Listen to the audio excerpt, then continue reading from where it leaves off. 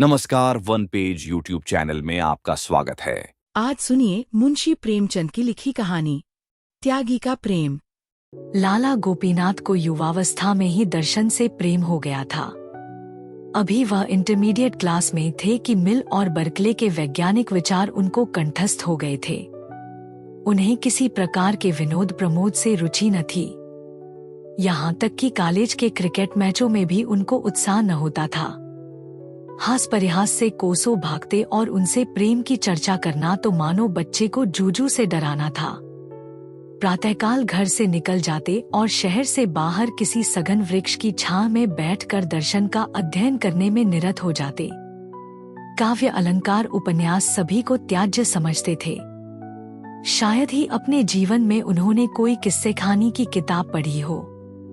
इसे केवल समय का दुरुपयोग ही नहीं वरन मन और बुद्धि विकास के लिए घातक ख्याल करते थे। इसके साथ ही वह उत्साहहीन न थे। सेवा स्मृतियों में बड़े उत्साह से भाग लेते। स्वदेशवासियों की सेवा के किसी अवसर को हाथ से न जाने देते। बहुधा मोहल्ले के छोटे छोटे दुकानदारों की दुकान पर जा बैठते और उनके घाटे टोटे मंदेतेजे की राम कहानी सुनते। शनैह शनैह कॉलेज से उन्हें घृणा हो गई। उन्हें अब अगर किसी विषय से प्रेम था तो वह दर्शन था। कॉलेज की बहुविषयक शिक्षा उनके दर्शनानुराग में बाधक होती। अतएव उन्होंने कॉलेज छोड़ दिया और एकाग्रचित्त होकर विज्ञानोपार्जन करने लगे। किंतु दर्शनानुराग के साथ ही साथ उनका देशानुराग भी बढ़ता गया और कॉलेज छोड़ने के थोड़े ही दिनों पश्चात वह अनिवार्यतः जाति सेवकों के दल में सम्मिलित हो गए। दर्शन में भ्रम था, अविश्वास था, अंधकार था, जाति सेवा में सम्मान था, यश था और दोनों की सदिच्छाएं थी। उनका वह सदनुराग जो बरसों से वैज्ञानिक वादों के नीचे दबा हुआ था, वायु के प्रचंड वेग के साथ निकल पड़ा। नगर के सार्वजनिक क्षेत्र में कूद पड़े। देखा तो मैदान खाली था। जिधर आंख उठाते सन्नाटा दिखाई देता। ध्वजाधारियों की कमी न थी पर सच्चे हृदय कहीं नजर न आते थे। चारों ओर से उनकी खींच होने लगी। किसी संस्था के मंत्री बने, किसी के प्रधान, किसी के कुछ। इसके आवेश में दर्शनानुराग भी विदा हुआ। पिंजरे में गाने वाली चिड़िया विस्तृत पर्वतराशियों में आकर अपना राग भूल गई। अब भी वह समय निकालकर दर्शन ग्रंथों के पन्ने उलट पलट लिया करते थे, पर विचार और अनुशीलन का अवकाश कहाँ। नित्य मन में यह संग्राम होता रहता कि किधर जाऊं उधर या इधर विज्ञान अपनी ओर खींचता, देश अपनी ओर खींचता। एक दिन वह इसी उलझन में नदी के तट पर बैठे हुए थे। जलधारा तट के दृश्यों और वायु के प्रतिकूल झोंकों की परवाह न करते हुए बड़े वेग के साथ अपने लक्ष्य की ओर बढ़ी चली जाती थी, पर लाला गोपीनाथ का ध्यान इस तरफ न था। वह अपने स्मृति भंडार से किसी ऐसे तत्वज्ञानी पुरुष को खोज निकालना चाहते थे जिसने जाति सेवा के साथ विज्ञान सागर में गोते लगाए हों। सहसा उनके कॉलेज के एक अध्यापक पंडित अमरनाथ अग्निहोत्री आकर समीप बैठ गए और बोले कि ये लाला गोपीनाथ क्या खबरें हैं। गोपीनाथ ने अन्यमनस्क होकर उत्तर दिया, कोई नई बात तो नहीं हुई। पृथ्वी अपनी गति से चली जा रही है। अमरनाथ म्यूनिसिपल वार्ड नंबर 21 की जगह खाली है, उसके लिए किसे चुनना निश्चित किया है। गोपी देखिए कौन होता है। आप भी खड़े हुए हैं। अमर जी, मुझे तो लोगों ने जबरदस्ती घसीट लिया, नहीं तो मुझे इतनी फुर्सत कहाँ। गोपी, मेरा भी यही विचार है।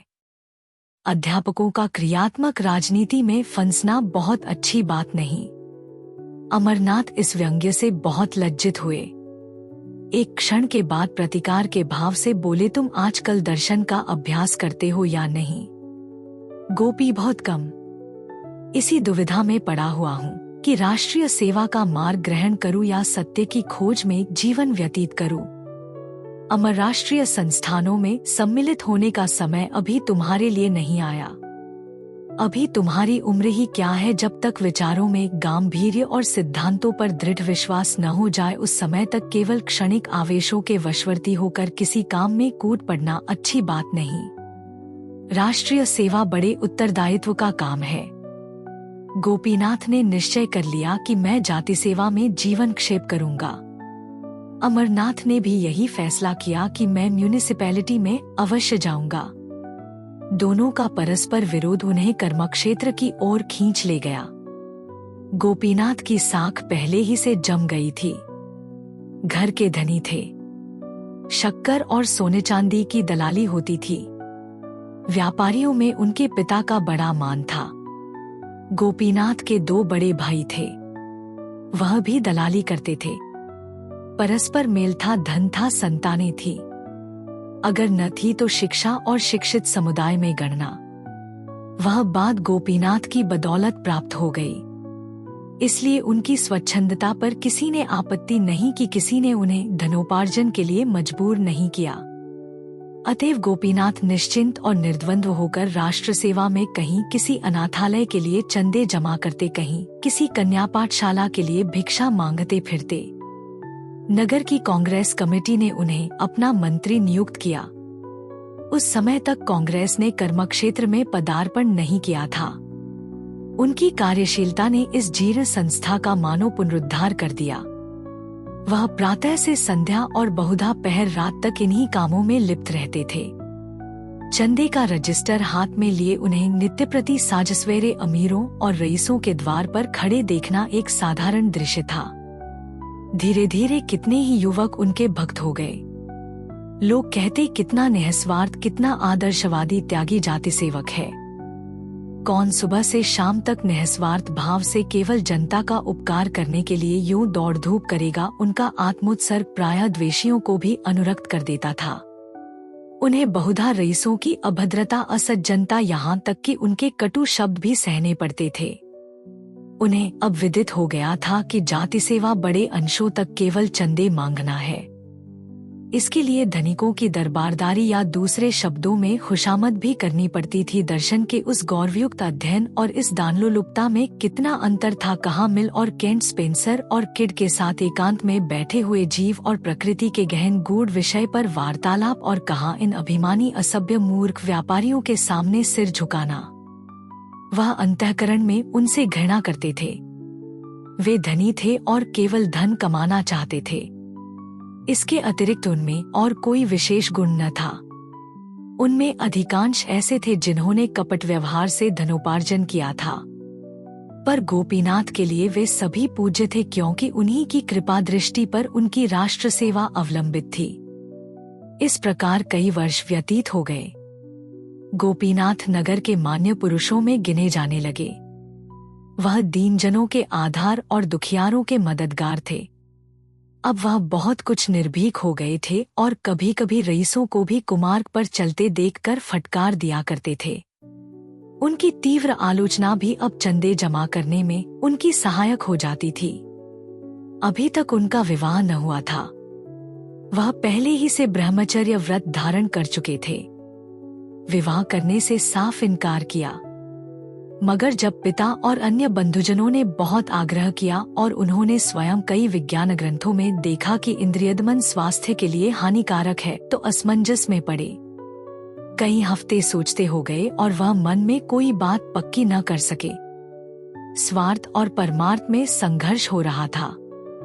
विवाह का अर्थ था अपनी उदारता की हत्या करना, अपने विस्तृत हृदय को संकुचित करना, न कि राष्ट्र के लिए जीना। वह अब इतने ऊंचे आदर्श का त्याग करना निंद्य और उपहासजनक समझते थे।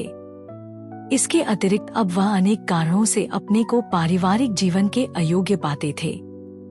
जीविका के लिए जिस उद्योगशीलता, जिस अनवरत परिश्रम और जिस मनोवृत्ति की आवश्यकता है, वह उनमें न रही थी। जाति सेवा में भी उद्योगशीलता और अध्यवसाय की कम जरूरत न थी, लेकिन उसमें आत्मगौरव का हनन न होता था। परोपकार के लिए भिक्षा मांगना दान है, अपने लिए पान का एक बीड़ा भी भिक्षा है। स्वभाव में एक प्रकार की स्वच्छंदता आ गई थी। इन त्रुटियों पर पर्दा डालने के लिए जाति सेवा का बहाना बहुत अच्छा था। एक दिन वह सैर करने जा रहे थे कि रास्ते में अध्यापक अमरनाथ से मुलाकात हो गई। यह महाशय अब म्यूनिसिपल बोर्ड के मंत्री हो गए थे और आजकल इस दुविधा में पड़े हुए थे कि शहर में मादक वस्तुओं के बेचने का ठेका लूं या न लूं। लाभ बहुत था पर बदनामी भी कम न थी। अभी तक कुछ निश्चय न कर सके थे। इन्हें देखकर बोले कि ये लाला जी मिजाज अच्छा है न, आपके विवाह के विषय में क्या हुआ? गोपीनाथ ने दृढ़ता से कहा, मेरा इरादा विवाह करने का नहीं है। अमरनाथ, ऐसी भूल न करना। तुम अभी नवयुवक हो, तुम्हें संसार का कुछ अनुभव नहीं है। मैंने ऐसी कितनी मिसालें देखी हैं जहां अविवाहित रहने से लाभ के बदले हानि ही हुई है। विवाह मनुष्य को सुमार्ग पर रखने का सबसे उत्तम साधन है जिसे अब तक मनुष्य ने आविष्कृत किया है। उस व्रत से क्या फायदा जिसका परिणाम छिछोरापन हो? गोपीनाथ ने प्रत्युत्तर दिया, आपने मादक वस्तुओं के ठीके के विषय में क्या निश्चय किया? अमर, अभी तक कुछ नहीं। जी हिचकता है, कुछ न कुछ बदनामी तो होगी ही। गोपी, एक अध्यापक के लिए मैं इस पेशे को अपमान समझता हूँ। अमर, कोई पेशा खराब नहीं है अगर ईमानदारी से किया जाए। गोपी, यहाँ मेरा आपसे मतभेद है। कितने ही ऐसे व्यवसाय हैं जिन्हें एक सुशिक्षित व्यक्ति कभी स्वीकार नहीं कर सकता। मादक वस्तुओं का ठीका उनमें एक है। गोपीनाथ ने आकर अपने पिता से कहा, मैं कदापि विवाह न करूंगा। आप लोग मुझे विवश न करें वरना पछताइएगा। अमरनाथ ने उसी दिन ठीके के लिए प्रार्थना पत्र भेज दिया और वह स्वीकृत भी हो गया। 2 साल हो गए हैं। लाला गोपीनाथ ने एक कन्या पाठशाला खोली है और उसके प्रबंधक हैं। शिक्षा की विभिन्न पद्धतियों का उन्होंने खूब अध्ययन किया है और इस पाठशाला में वह उनका व्यवहार कर रहे हैं। शहर में यह पाठशाला बहुत ही सर्वप्रिय है। उसने बहुत अंशों में उस उदासीनता का परिशोध कर दिया है जो माता पिता को पुत्रियों की शिक्षा की ओर होती है। शहर के गण्यमान्य पुरुष अपनी लड़कियों को सहर्ष पढ़ने भेजते हैं। वहाँ की शिक्षा शैली कुछ ऐसी मनोरंजक है कि बालिकाएं एक बार जाकर मानो मंत्रमुग्ध हो जाती हैं। फिर उन्हें घर पर चैन नहीं मिलता। ऐसी व्यवस्था की गई है कि 3-4 वर्षों में ही कन्याओं का गृहस्थी के मुख्य कामों से परिचय हो जाए। सबसे बड़ी बात यह है कि यहाँ धर्म शिक्षा का भी समुचित प्रबंध किया गया है। अब की साल से प्रबंधक महोदय ने अंग्रेजी की कक्षाएं भी खोल दी हैं। एक सुशिक्षित गुजराती महिला को बंबई से बुलाकर पाठशाला उनके हाथ में दे दी है। इन महिला का नाम है आनंदी बाई। विधवा है। हिंदी भाषा से भलीभांति परिचित नहीं है, किंतु गुजराती में कई पुस्तकें लिख चुकी हैं। कई कन्या पाठशालाओं में काम कर चुकी हैं। शिक्षा संबंधी विषयों में अच्छी गति है। उनके आने से मदरसे में और भी रौनक आ गई है। कई प्रतिष्ठित सज्जनों ने जो अपनी बालिकाओं को मंसूरी और नैनीताल भेजना चाहते थे, अब उन्हें यहीं भर्ती करा दिया है। आनंदी रईसों के घरों में जाती हैं और स्त्रियों में शिक्षा का प्रचार करती हैं। उनके वस्त्र भूषणों से सुरुचि का बोध होता है भी उच्च कुल की, इसलिए शहर में उनका बड़ा सम्मान होता है। लड़कियां उन पर जान देती हैं, उन्हें माँ कहकर पुकारती हैं। गोपीनाथ पाठशाला की उन्नति देख देख कर फूले नहीं समाते। जिससे मिलते हैं आनंदी बाई का ही गुणगान करते हैं। बाहर से कोई सुविख्यात पुरुष आता है तो उससे पाठशाला का निरीक्षण अवश्य कराते हैं। आनंदी की प्रशंसा से उन्हें वही आनंद प्राप्त होता है जो स्वयं अपनी प्रशंसा से होता। बाई जी को भी दर्शन से प्रेम है और सबसे बड़ी बात यह है कि उन्हें गोपीनाथ पर असीम श्रद्धा है। वह हृदय से उनका सम्मान करती हैं। उनके त्याग और निष्काम जाति भक्ति ने उन्हें वशीभूत कर लिया है। वह मुंह पर उनकी बड़ाई नहीं करती, पर रईसों के घरों में बड़े प्रेम से उनका यशोगान करती हैं। ऐसे सच्चे सेवक आजकल कहाँ लोग कीर्ति पर जान देते हैं। जो थोड़ी बहुत सेवा करते हैं दिखावे के लिए, सच्ची लगन किसी में नहीं। मैं लाला जी को पुरुष नहीं देवता समझती हूँ। कितना सरल संतोषमय जीवन है। न कोई व्यसन न विलास। भोर से सायंकाल तक दौड़ते रहते हैं, न खाने का कोई समय न सोने का समय। उस पर कोई ऐसा नहीं जो उनके आराम का ध्यान रखे। बेचारे घर गए, जो कुछ किसी ने सामने रख दिया चुपके से खा लिया, फिर छड़ी उठाई और किसी तरफ चल दिए। दूसरी औरत कदापि अपनी पत्नी की भांति सेवा सत्कार नहीं कर सकती। दशहरे के दिन थे। कन्या पाठशाला में उत्सव मनाने की तैयारियां हो रही थी। एक नाटक खेलने का निश्चय किया गया था। भवन खूब सजाया गया था। शहर के रईसों को निमंत्रण दिए गए थे। यह कहना कठिन है कि किसका उत्साह बढ़ा हुआ था, बाई जी का या लाला गोपीनाथ का। गोपीनाथ सामग्रियां एकत्र कर रहे थे। उन्हें अच्छे ढंग से सजाने का भार आनंदी ने लिया था। नाटक भी इन्हीं ने रचा था। नित्य प्रति उसका अभ्यास कराती थी और स्वयं एक पार्ट ले रखा था। विजयादशमी आ गई। दोपहर तक गोपीनाथ फर्श और कुर्सियों का इंतजाम करते रहे। जब एक बज गया और अब भी वह वहां से न टले तो आनंदी ने कहा, लाला जी आपको भोजन करने को देर हो रही है। अब सब काम हो गया है। जो कुछ बच रहा है मुझ पर छोड़ दीजिए। गोपीनाथ ने कहा, खा लूंगा। मैं ठीक समय पर भोजन करने का पाबंद नहीं हूं। फिर घर तक कौन जाए? घंटों लग जाएंगे।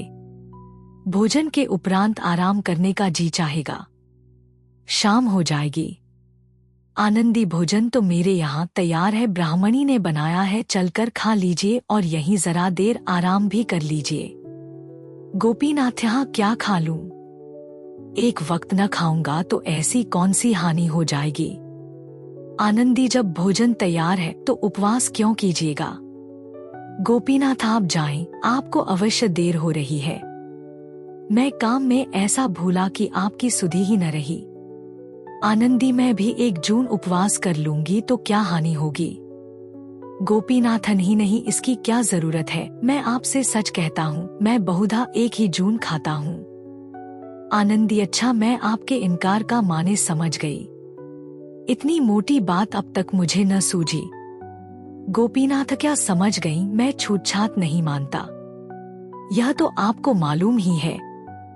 आनंदी, इतना जानती हूँ, किंतु जिस कारण से आप मेरे यहाँ भोजन करने से इनकार कर रहे हैं उसके विषय में केवल इतना निवेदन है कि मुझे आपसे केवल स्वामी और सेवक का संबंध नहीं है। मुझे आपसे आत्मीयता का संबंध है। आपका मेरे पानफूल को अस्वीकार करना अपने एक सच्चे भक्त के मर्म को आघात पहुंचाना है। मैं आपको इसी दृष्टि से देखती हूँ। गोपीनाथ को अब कोई आपत्ति न हो सकी। जाकर भोजन कर लिया। वह जब तक आसन पर बैठे रहे, आनंदी बैठी पंखा झलती रही। इस घटना की लाला गोपीनाथ के मित्रों ने यूं आलोचना की, महाशय जी अब तो वहीं पर खूब जोर देकर भोजन भी करते हैं। शनैः शनैः पर्दा हटने लगा। लाला गोपीनाथ को अब परवशता ने साहित्य सेवी बना दिया था। घर से उन्हें आवश्यक सहायता मिल जाती थी, किंतु पत्रों और पत्रिकाओं तथा अन्य अनेक कामों के लिए उन्हें घरवालों से कुछ मांगते हुए बहुत संकोच होता था। उनका आत्मसम्मान जराजरा सी बातों के लिए भाइयों के सामने हाथ फैलाना अनुचित समझता था। वह अपनी जरूरतें आप पूरी करना चाहते थे। घर पर भाइयों के लड़के इतना कोलाहल मचाते कि उनका जी कुछ लिखने में न लगता। इसलिए जब उनकी कुछ लिखने की इच्छा होती तो बेखट के पाठशाला में चले जाते। आनंदी बाई वहीं रहती थी। वहां न कोई शोर था न गुल। एकांत में काम करने में जी लगता। भोजन का समय आ जाता तो वहीं भोजन भी कर लेते। कुछ दिनों के बाद उन्हें बैठकर लिखने में कुछ असुविधा होने लगी। आंखें कमजोर हो गई थी तो आनंदी ने लिखने का भार अपने सिर ले लिया। लाला साहब बोलते थे, आनंदी लिखती थी। गोपीनाथ की प्रेरणा से उन्होंने हिंदी सीखी थी और थोड़े ही दिनों में इतनी अभ्यस्त हो गई थी कि लिखने में जरा भी हिचक न होती। लिखते समय कभी कभी उन्हें ऐसे शब्द और मुहावरे सूझ जाते कि गोपीनाथ फ्रक फ्रक उठते, उनके लेख में जान सी पड़ जाती। वह कहते, यदि तुम स्वयं कुछ लिखो तो मुझसे बहुत अच्छा लिखोगी। मैं तो बेगारी करता हूँ, तुम्हें परमात्मा की ओर से यह शक्ति करता हुई है। नगर के लाल बुझक्कड़ों में इस सहकारिता पर टीका टिप्पणियां होने लगी, पर विद्वत जन अपनी आत्मा की शुचिता के सामने ईर्ष्या के व्यंग्य की कब परवाह करते हैं। आनंदी कहती यह तो संसार है जिसके मन में आए कहे पर मैं उस पुरुष का निरादर नहीं कर सकती जिस पर मेरी श्रद्धा है। पर गोपीनाथ इतने निर्भीक न थे। उनकी सुकीर्ति का आधार लोकमत था। वह उसकी भर्त्सना न कर सकते थे। इसलिए वह दिन के बदले रात को रचना करने लगे। पाठशाला में इस समय कोई देखने वाला न होता था। रात की नीरवता में खूब जी लगता। आराम कुर्सी पर लेट जाते। आनंदी मेज के सामने कलम हाथ में लिए उनकी ओर देखा करती। जो कुछ उनके मुख से निकलता तुरंत लिख लेती। उनकी आंखों से विनय और शील, श्रद्धा और प्रेम की किरण सी निकलती हुई जान पड़ती। गोपीनाथ जब किसी भाव को मन में व्यक्त करने के बाद आनंदी की ओर ताकते कि वह लिखने के लिए तैयार है या नहीं, तो दोनों व्यक्तियों की निगाहें मिलती और आप ही झुक जाती। गोपीनाथ को इस तरह काम करने की ऐसी आदत पड़ती जाती थी कि जब किसी कार्यवश यहाँ आने का अवसर न मिलता तो वह विकल हो जाते थे। आनंदी से मिलने के पहले गोपीनाथ को स्त्रियों का कुछ जो ज्ञान था वह केवल पुस्तकों पर अवलंबित था। स्त्रियों के विषय में प्राचीन और अर्वाचीन, प्राच्य और पाश्चात्य सभी विद्वानों का एक ही मत था। यह मायावी आत्मिक उन्नति की बाधक, परमार्थ की विरोधिनी वृत्तियों को कुमार की ओर ले जाने वाली, हृदय को संकीर्ण बनाने वाली होती है। इन्हीं कारणों से उन्होंने इस मायावी जाति से अलग रहना ही श्रेयस्कर समझा था। किंतु अब अनुभव बतला रहा था कि स्त्रियां सन्मार्ग की ओर भी ले जा सकती हैं, उनमें सद्गुण भी हो सकते हैं। वे कर्तव्य और सेवा के भावों को जागृत भी कर सकती हैं। तब उनके मन में प्रश्न उठता कि यदि आनंदी से मेरा विवाह होता तो मुझे क्या आपत्ति हो सकती थी। उसके साथ तो मेरा जीवन बड़े आनंद से कट जाता। एक दिन वह आनंदी के यहाँ गए तो सिर में दर्द हो रहा था। कुछ लिखने की इच्छा न हुई। आनंदी को इसका कारण मालूम हुआ तो उसने उनके सिर में धीरे धीरे तेल मलना शुरू किया। गोपीनाथ को उस समय अलौकिक सुख मिल रहा था। मन में प्रेम की तरंगे उठ रही थी। नेत्र, मुख, वाणी भी प्रेम में पगे जाते थे। उसी दिन से उन्होंने आनंदी के यहाँ आना छोड़ दिया। एक सप्ताह बीत गया और न आए। आनंदी ने लिखा, आपसे पाठशाला संबंधी कई विषयों में राय लेनी है, अवश्य आइए। तब भी न गए। उसने फिर लिखा, मालूम होता है आप मुझसे नाराज हैं। मैंने जानबूझकर तो कोई ऐसा काम नहीं किया, लेकिन यदि वास्तव में आप नाराज हैं तो मैं यहाँ रहना उचित नहीं समझती। अगर आप अब भी न आएंगे तो मैं द्वितीय अध्यापिका को चार्ज देकर चली जाऊंगी। गोपीनाथ पर इस धमकी का भी कुछ असर न हुआ। अब भी न गए। अंत में 2 महीने तक खिंचे रहने के बाद उन्हें ज्ञात हुआ कि आनंदी बीमार है और 2 दिन से पाठशाला नहीं आ सकी। तब वह किसी तर्क या युक्ति से अपने को न रोक सके। पाठशाला में आए और कुछ झिझकते सकुचाते आनंदी के कमरे में कदम रखा। देखा तो चुपचाप पड़ी हुई थी। मुख पीला था, शरीर घुल गया था। उसने उनकी ओर दया प्रार्थी नेत्रों से देखा। उठना चाहा पर अशक्ति ने उठने न दिया। गोपीनाथ ने आर्द्र कंठ से कहा, लेटी रहो, उठने की जरूरत नहीं, मैं बैठ जाता हूँ। डॉक्टर साहब आए थे। मिश्राइन ने कहा, जी हाँ, 2 बार आए थे, दवा दे गए हैं। गोपीनाथ ने नुस्खा देखा। डॉक्टरी का साधारण ज्ञान था। नुस्खे से ज्ञात हुआ हृदय रोग है। औषधियां सभी पुष्टिकर और बलवर्धक थीं। आनंदी की ओर फिर देखा। उसकी आंखों से अश्रुधारा बह रही थी। उनका गला भी भर आया। हृदय मसोसने लगा। गदगद होकर बोले, आनंदी, तुमने मुझे पहले इसकी सूचना न दी, नहीं तो रोग इतना न बढ़ने पाता। आनंदी, कोई बात नहीं है, अच्छी हो जाऊंगी, जल्दी ही अच्छी हो जाऊंगी। मर भी जाऊंगी तो कौन रोने वाला बैठा हुआ है। यह कहते कहते वह फूट फूट कर रोने लगी। गोपीनाथ दार्शनिक थे, पर अभी तक उनके मन के कोमल भाव शिथिल न हुए थे। कंपित स्वर से बोले, आनंदी, संसार में कम से कम एक ऐसा आदमी है जो तुम्हारे लिए अपने प्राण तक दे देगा। यह कहते कहते वह रुक गए।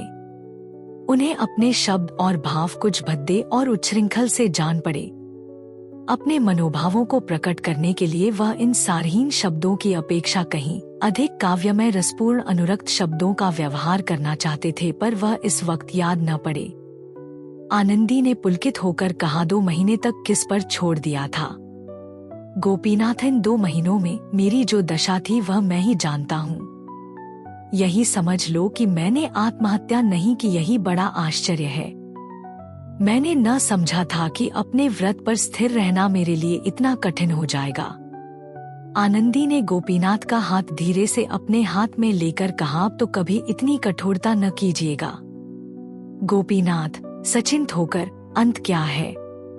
आनंदी कुछ भी हो, गोपी कुछ भी हो, अपमान, निंदा, उपहास, आत्मवेदना, आनंदी कुछ भी हो, मैं सब कुछ सह सकती हूँ और आपको भी मेरे हेतु सहना पड़ेगा।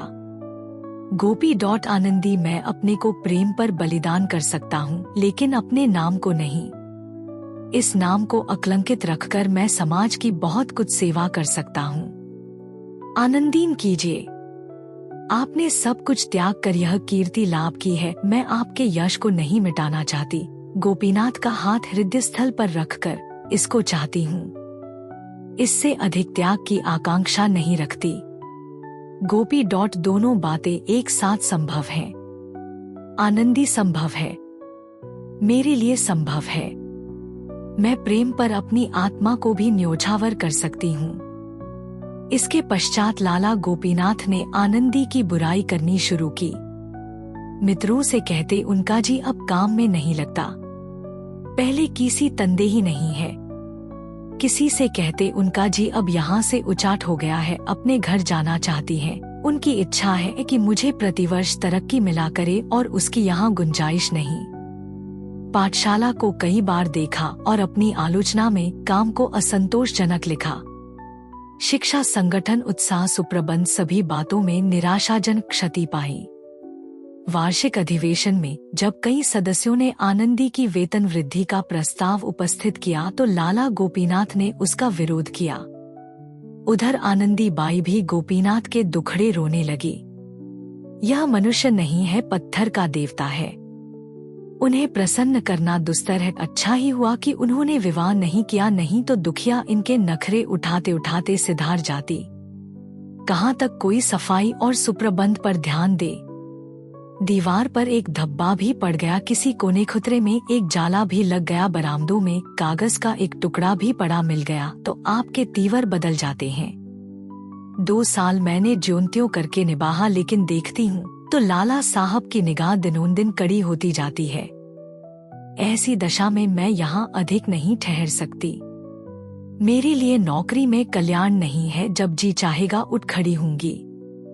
यहाँ आप लोगों से मेल मोहब्बत हो गई है, कन्याओं से ऐसा प्यार हो गया है कि छोड़कर जाने को जी नहीं चाहता।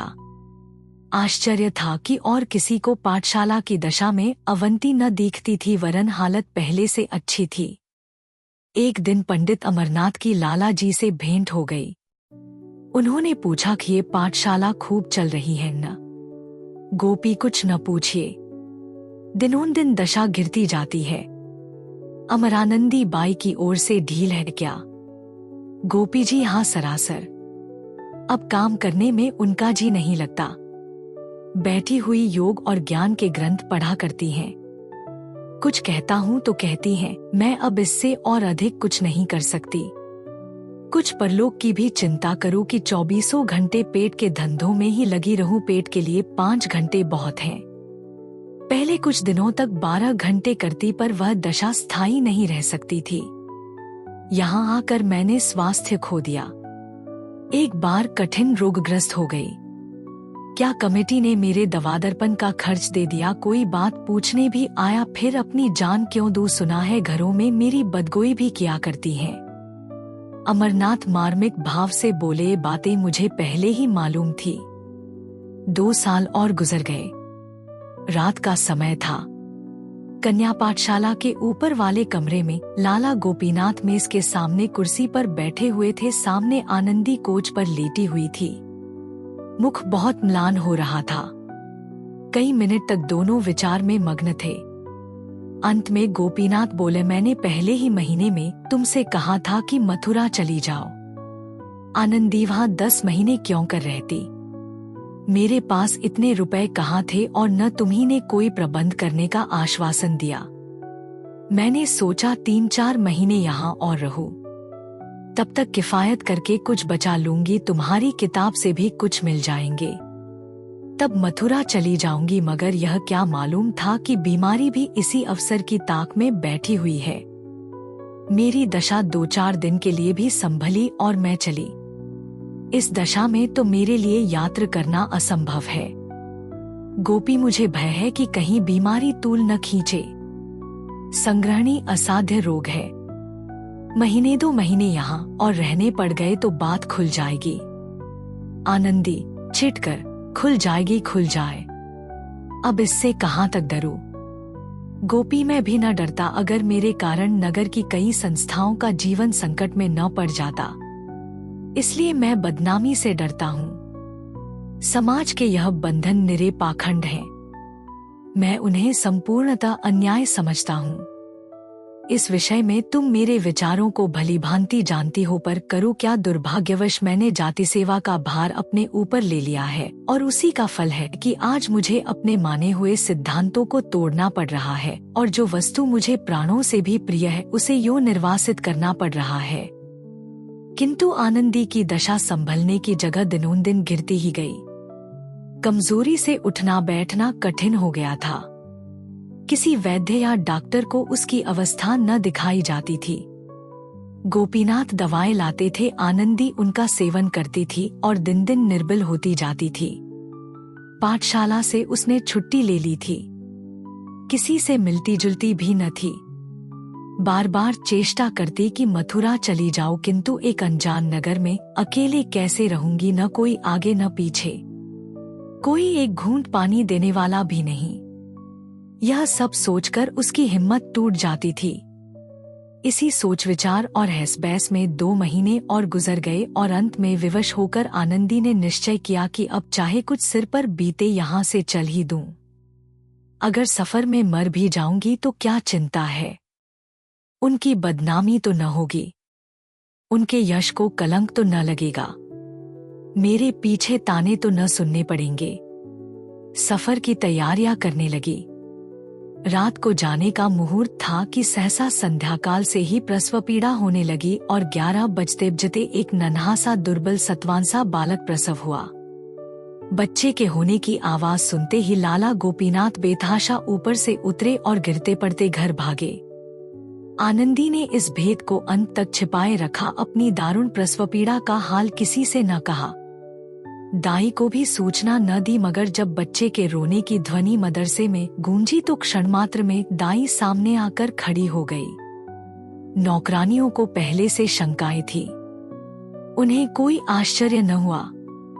जब दाई ने आनंदी को पुकारा तो वह सचेत हो गई। देखा तो बालक रो रहा है। दूसरे दिन 10 बजते यह समाचार सारे शहर में फैल गया। घर घर चर्चा होने लगी। कोई आश्चर्य करता था, कोई घृणा करता, कोई हंसी उड़ाता था। लाला गोपीनाथ के छिद्रान्वेषियों की संख्या कम न थी। पंडित अमरनाथ उनके मुखिया थे। उन लोगों ने लाला जी की निंदा करनी शुरू की। जहां देखिए वहीं 2-4 सज्जन बैठे गोपनीय भाव से इसी घटना की आलोचना करते नजर आते थे। कोई कहता था इस स्त्री के लक्षण पहले ही से विदित हो रहे थे। अधिकांश आदमियों की राय में गोपीनाथ ने यह बुरा किया। यदि ऐसा ही प्रेम ने जोर मारा था तो उन्हें निडर होकर विवाह कर लेना चाहिए था। यह काम गोपीनाथ का है, इसमें किसी को भ्रम न था। केवल कुशल समाचार पूछने के बहाने से लोग उनके घर जाते और 2-4 अन्योक्तियां सुनाकर चले आते थे। इसके विरुद्ध आनंदी पर लोगों को दया आती थी। पर लाला जी के ऐसे भक्त भी थे जो लाला जी के माथे यह कलंक मढ़ना पाप समझते थे।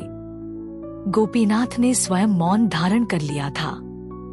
सबकी भली बुरी बातें सुनते थे पर मुंह न खोलते थे। इतनी हिम्मत न थी कि सबसे मिलना छोड़ दें। प्रश्न था अब क्या हो। आनंदी बाई के विषय में तो जनता ने फैसला कर दिया। बहस यह थी कि गोपीनाथ के साथ क्या व्यवहार किया जाए। कोई कहता था उन्होंने जो कुकर्म किया है उसका फल भोगे। आनंदी बाई को नियमित रूप से घर में रखें। कोई कहता हमें इससे क्या मतलब, आनंदी जाने और वह जाने। दोनों जैसे के तैसे हैं, जैसे उदय वैसे भान, न उनके चोटी न उनके कान। लेकिन इन महाशय को पाठशाला के अंदर अब कदम न रखने देना चाहिए। जनता के फैसले साक्षी नहीं खोजते, अनुमान ही उनके लिए सबसे बड़ी गवाही है। लेकिन पन अमरनाथ और उनकी गोष्ठी के लोग गोपीनाथ को इतने सस्ते न छोड़ना चाहते थे। उन्हें गोपीनाथ से पुराना द्वेष था।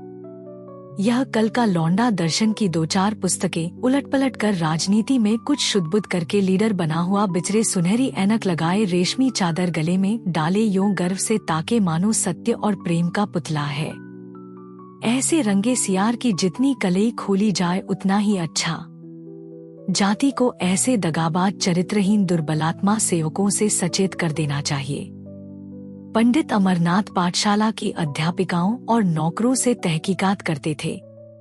लाला जी कब आते थे, कब जाते थे, कितनी देर रहते थे यहाँ, क्या किया करते थे, तुम लोग उनकी उपस्थिति में वहाँ जाने पाते थे या रोक थी। लेकिन यह छोटे छोटे आदमी जिन्हें गोपीनाथ से संतुष्ट रहने का कोई कारण न था, उनकी सख्ती की नौकर लोग बहुत शिकायत किया करते थे।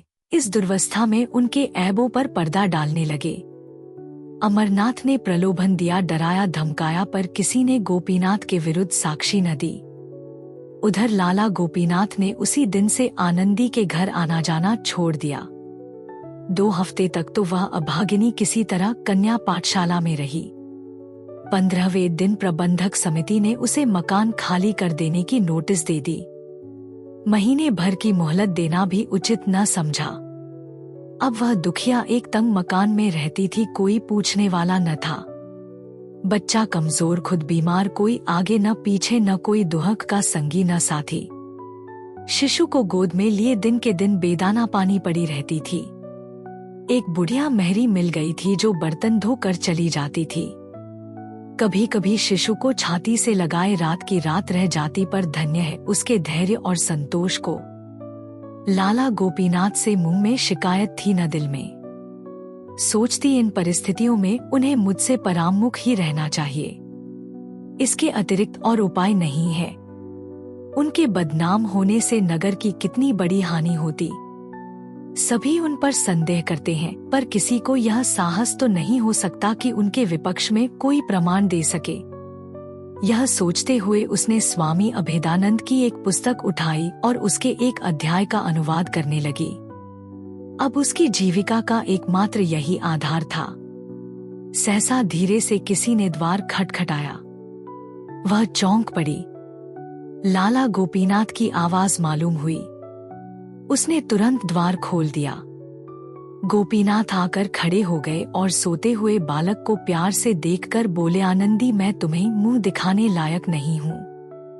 मैं अपनी भीरुता और नैतिक दुर्बलता पर अत्यंत लज्जित हूँ। यद्यपि मैं जानता हूँ कि मेरी बदनामी जो कुछ होनी थी वह हो चुकी। मेरे नाम से चलने वाली संस्थाओं को जो हानि पहुँचनी थी पहुँच चुकी। अब असंभव है कि मैं जनता को अपना मुंह फिर दिखाऊं, और न वह मुझ पर विश्वास ही कर सकती है। इतना जानते हुए भी मुझ में इतना साहस नहीं है कि अपने कुकृत्य का भार सिर ले लूं। मैं पहले सामाजिक शासन की रत्ती भर परवाह न करता, पर अब पग-पग पर उसके भय से मेरे प्राण तक कांपने लगते हैं। धिक्कार है मुझ पर कि तुम्हारे ऊपर ऐसी विपत्तियां पड़ी, लोकनिंदा, रोग, शोक, निर्धनता सभी का सामना करना पड़ा, और मैं यूं अलग अलग रहा मानो मुझसे कोई प्रयोजन नहीं है। पर मेरा हृदय ही जानता है कि उसको कितनी पीड़ा होती थी। कितनी ही बार आने का निश्चय किया और फिर हिम्मत हार गया। अब मुझे विदित हो गया कि मेरी सारी दार्शनिकता केवल हाथी के दांत थी। मुझ में क्रिया शक्ति नहीं है, लेकिन इसके साथ ही तुमसे अलग रहना मेरे लिए असह्य है। तुमसे दूर रहकर मैं जिंदा नहीं रह सकता। प्यारे बच्चे को देखने के लिए मैं कितनी ही बार लालायित हो गया हूँ, पर यह आशा कैसे करूँ कि मेरी चरित्रहीनता का ऐसा प्रत्यक्ष प्रमाण पाने के बाद तुम्हें मुझसे घृणा न हो गई होगी। आनंदी स्वामी, आपके मन में ऐसी बातों का आना मुझ पर घोर अन्याय है। मैं ऐसी बुद्धिहीन नहीं हूँ कि केवल अपने स्वार्थ के लिए आपको कलंकित करूं। मैं आपको अपना इष्टदेव समझती हूँ और सदैव समझूंगी। मैं भी अब आपके वियोग दुख को नहीं सह सकती। कभी कभी आपके दर्शन पाती रहूं, यही जीवन की सबसे बड़ी अभिलाषा है। इस घटना को 15 वर्ष बीत गए हैं। लाला गोपीनाथ नित्य 12 बजे रात को आनंदी के साथ बैठे हुए नजर आते हैं। वह नाम पर मरते हैं, आनंदी प्रेम पर। बदनाम दोनों हैं, लेकिन आनंदी के साथ लोगों की सहानुभूति है। गोपीनाथ सबकी निगाह से गिर गए हैं। हाँ, उनके कुछ आत्मीयगण इस घटना को केवल मानुषीय समझकर अब भी उनका सम्मान करते हैं, किंतु जनता इतनी सहिष्णु नहीं है। अगर आपको यह कहानी पसंद आई तो सब्सक्राइब करें और बेल आइकन दबाएं। अपने सुझाव कमेंट बॉक्स में बताएं। अगली कहानी तक शब्दों की दुनिया में डूबे रहे। धन्यवाद।